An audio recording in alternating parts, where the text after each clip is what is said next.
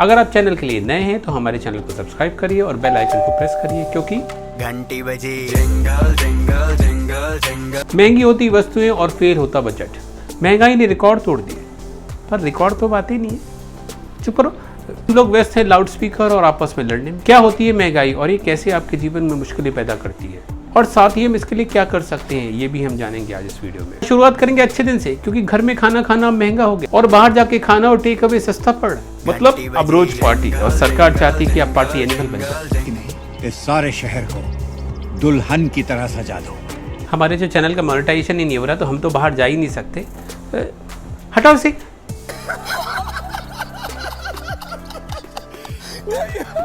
Fuel की कीमतों में लगभग 31% का इजाफा हुआ है और खाने पीने की चीजों का इंडेक्स 8.5% से ऊपर चल रहा है मार्च में। यहाँ पे हम लोग सिर्फ पेट्रोल पे चिल्लम चिल्ली कर रहे थे और कुछ लोग साइकिल लेके निकल भी पड़े। ये सब दोगलापन, मैं तेरा दोगलापन ना उतारता हूं। Cereals, dairy, poultry, edible oil, pulses, fruit and vegetable, services, house rent, consumer durable, सबके दाम पेट्रोल के मुकाबले ज्यादा बढ़े। और तू कह रहा है कि पेट्रोल के दाम बढ़े और नींबू को तू भूल गया। तो मेहनत ज्यादा करो भाई।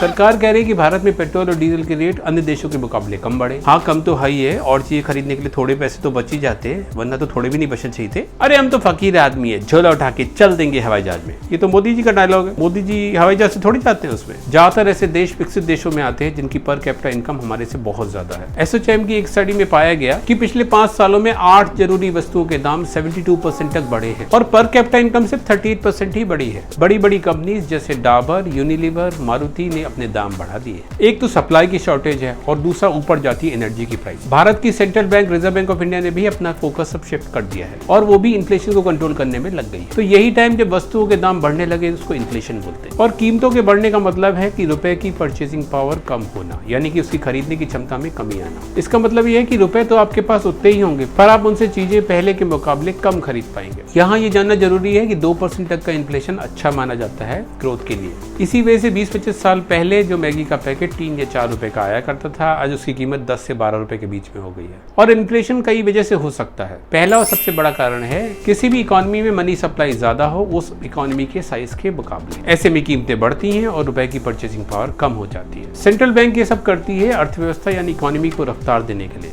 सप्लाई और डिमांड शॉक भी इन्फ्लेशन यानी महंगाई कर सकते हैं। जब सप्लाई शॉक होता है तो प्रोडक्शन प्रभावित होता है और उससे आता है cost push inflation. Natural disaster या उत्पादन की बढ़ी हुई कीमतें, जैसे कि ऑयल के बढ़ते दामों की वजह से बढ़ना, इससे वस्तुओं की अवेलेबिलिटी पे फर्क पड़ता है और कमी की वजह से कीमतों में उछाल आता है। जब वस्तुओं की डिमांड इतनी हो जाए जितनी हम बना ना सके, यानी हमारी प्रोडक्टिव कैपेसिटी से ज्यादा हो जाए, तो ये लेके आता है डिमांड पुल इन्फ्लेशन। जब किसी भी देश की सेंट्रल बैंक जैसे कि reserve bank of India overall demand और इकोनॉमी की ग्रोथ को बूस्ट करना चाहती हो तो ब्याज दर को कम कर देती है या सरकार अपना एक्सपेंडिचर बढ़ा देती है, या स्टॉक मार्केट में काफी उछाल आ रहा है, इसकी वजह से कीमतें बढ़ना शुरू हो जाती है। आप समझे मिस्टर मजनू भाई? हमारी एक्सपेक्टेशंस का भी कीमतें बढ़ाने में एक बहुत बड़ा हाथ। अगर लोग और फर्म अनुमान लगाते हैं कि आगे कीमतें बढ़ेंगी, तो वर्कर्स वेज नेगोशिएशन के समय इन एक्सपेक्टेशंस का ध्यान रखते हैं और जब ये कॉन्ट्रैक्ट एक्चुअल में लागू होते हैं तो कीमतें बढ़ जाती हैं। कौन है ये लोग, कहां से आते हैं? इन्फ्लेशन के नंबर को जानते वक्त ये देखना चाहिए कि एक कोर इन्फ्लेशन है जिसमें फूड और एनर्जी को शामिल नहीं करती क्योंकि वो बहुत वोलेटाइल होता है, या हेडलाइन इन्फ्लेशन है जिसमें सब कुछ शामिल है। गुड्स एंड सर्विसेज की रिटेल प्राइसेस के चेंज को मेजर करने वाला कंज्यूमर प्राइस इंडेक्स इस समय 6.95% पर है और गुड्स एंड सर्विस के होलसेल प्राइस के चेंज को मेजर करने वाला WPI यानी कि होलसेल प्राइस इंडेक्स 14% के आसपास है। अलार्मिंग ये है कि पिछले 1 साल से ये इसी स्तर पे चल रहा है। मगर इतना सेंटी क्यों रहा है?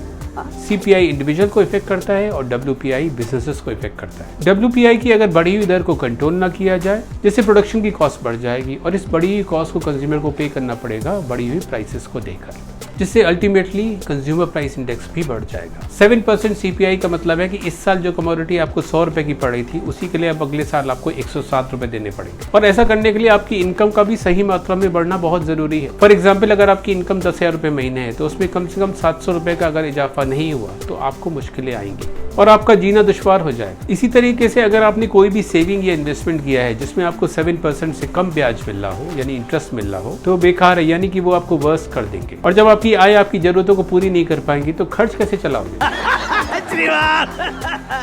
भारतीय reserve bank monetary policy framework के लिए सीपीआई को ध्यान में रखती है और इन्फ्लेशन को कंट्रोल में रखना सेंट्रल बैंक यानी कि रिजर्व बैंक ऑफ इंडिया का काम है। सीपीआई का इस्तेमाल गवर्नमेंट अपने एम्प्लॉइज के दिए और वेलफेयर स्कीम्स में दिए जाने वाले वेजेस के निर्धारण के लिए करती है और भारतीय रिजर्व बैंक मनी सप्लाई के जरिए इन्फ्लेशन को कंट्रोल में रखती है और अगर किसी भी सिस्टम में मनी सप्लाई ज्यादा होगी तो इंटरेस्ट रेट में कमी आ जाएगी। इसके साथ साथ भारतीय रिजर्व बैंक रेपोस को भी कम कर देती है जिसकी वजह से बैंकों के पास ज्यादा पैसा होता है लोन देने के लिए, जिससे इकोनॉमी में रफ्तार आती है। पर जब इन्फ्लेशन ज्यादा हो जाता है तो reserve bank of India rates को बढ़ा देती है जिसकी वजह से बैंक के पास देने के लिए कम पैसा होता है और जब सिस्टम में पैसे की कमी होती है तो ब्याज दर बढ़ जाता है और इस तरीके से महंगाई पर नियंत्रण हो जाता है। जीडीपी की ग्रोथ फोरकास्ट भी आरबीआई ने घटा दी है।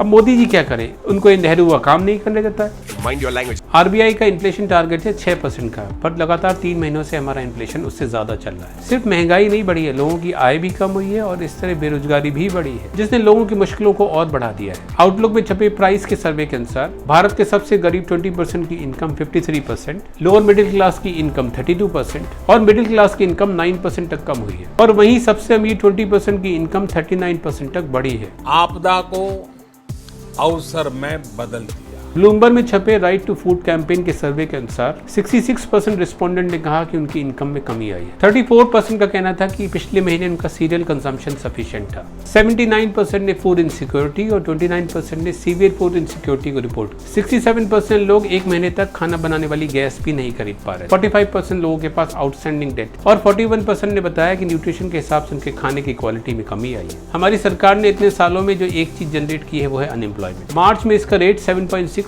था। बोलने दे तकलीफ हुआ है बेचारे, बोल। प्राइवेट कंजम्पशन से जीडीपी का 60% आता है और इन्फ्लेशन होने से हमारे जीडीपी पे भी असर पड़ेगा। तो अब थोड़ी ज्ञान की बात, तो अगर आपको इन्फ्लेशन के इफेक्ट को नलीफाई करना है तो आपको सेव और इन्वेस्टमेंट करने की आदत डालनी पड़ेगी, वो भी सही जगह, मतलब आपके पैसे को भी काम पे लगाना। तो अगले साल इन 100 रुपए की परचेजिंग पावर सिर्फ 93 रुपए रह जाएगी, यानी कि 100 रुपए में 7 रुपए कम। अब इन 7 रुपए के खर्चे तो हैं पर आपके पास पैसे नहीं, तो अमूमन जो लोग ऑप्शन निकालते हैं कि वो सेविंग बैंक अकाउंट में जाके पैसा रख देते हैं और 3.5% ब्याज मिलने पे बहुत ज्यादा झूम के खुश होने लगते हैं। अगर इस हिसाब से भी देखें तो साल के अंत में आपको 103 रुपए 50 पैसे मिलेंगे। यहाँ हम मान के चल रहे हैं कि बैंक आपका कोई भी पैसा काट नहीं रही है, पर इसके बाद भी साल के अंत में आपके पास होगा सिर्फ 96 रुपए 50 पैसे और 3.5 रुपए के खर्चे तो हैं पर पैसे आपके पास नहीं है। इसलिए कोई भी ऐसा इन्वेस्टमेंट ऑप्शन जो आपको 7% या 7% से ज्यादा ब्याज दे यानी कि इंटरेस्ट दे आपके लिए अच्छा रहेगा। अगर 7% भी दे रहे हैं तो भी आप वहीं पे रहेंगे, ना आपका फायदा होगा और ना नुकसान होगा, पर आपके खर्चे चलते रहेंगे। तो आप शेयर बाजार में जाके कंपनीज के शेयर में पैसा लगा सकते हैं या म्यूचुअल फंड खरीद सकते हैं। एक्सचेंज ट्रेडेड फंड भी ऑप्शन है। ब्रोकर्स के पास पूरी इन्फॉर्मेशन होती है कि किस स्टॉक ने कितना रिटर्न दिया और आप ऐसा ऑनलाइन जाके भी देख सकते हैं। इसके अलावा गोल्ड को भी एक बहुत अच्छा इन्वेस्टमेंट ऑप्शन माना जाता है। तो राम निकला रे, देव मानुस निकला। वर्ल्ड गोल्ड काउंसिल की एक स्टडी के हिसाब से अगर 1% इन्फ्लेशन बढ़ता है तो गोल्ड की डिमांड 2.6% तक बढ़ जाती है। डिमांड बढ़ने से कीमतें भी बढ़ती है। रियल एस्टेट में भी पिछले 10 साल के रिटर्न 10% के अराउंड है। पर समस्या ये है कि वहाँ पे इन्वेस्टमेंट काफी बड़ा है। इसके अलावा इन्फ्लेशन इंडेक्स बॉन्ड भी एक बहुत अच्छा ऑप्शन है जिसको reserve bank of India issue करता है। मान लीजिए अगर आपने 100 रुपए लगाए हैं और 8% इंटरेस्ट है और 10% इन्फ्लेशन है तो वैसे आपको सिर्फ 8 ही रुपए मिलेंगे, पर इसमें आपका प्रिंसिपल इन्फ्लेशन के लिए एडजस्ट हो जाएगा, यानी कि 110 रुपए पे आपको 8% ब्याज मिलेगी जो होगी 8 रुपए 80 पैसे। पर ये जान ले कि इस वीडियो का उद्देश्य सिर्फ आपको जानकारी देना है और इन सब में पैसा अपने विवेक से लगाएं। मार्केट में पैसा लगाने के अपने अलग रिस्क है जिनकी जानकारी होना बहुत जरूरी है और ब्रोकर्स के पास किसी भी कंपनी और किसी भी स्कीम्स की परफॉर्मेंस की पूरी जानकारी होती है। आज में हम फिर वही करेंगे जो हर बार करते हैं, अपनी मार्केटिंग करेंगे। अगर आपको ये वीडियो पसंद आया हो, कुल ही टाइम बर्बाद किया आपने, अपना भी हमारा भी। क्या लगा देते हो? अगर आपको ये वीडियो पसंद आया हो तो इस वीडियो को लाइक करिए, हमारे चैनल को सब्सक्राइब करिए, बेल आइकन को प्रेस करिए जिससे आपके पास सारे नोटिफिकेशन भी आए। कमेंट करके हमको ये भी बताइए कि आपको ये वीडियो कैसा लगा। अब हम आपसे मिलेंगे अगले वीडियो में, तब तक अपना ख्याल रखिए, हंसते रहिए, मुस्कुराते रहिए। Bye bye.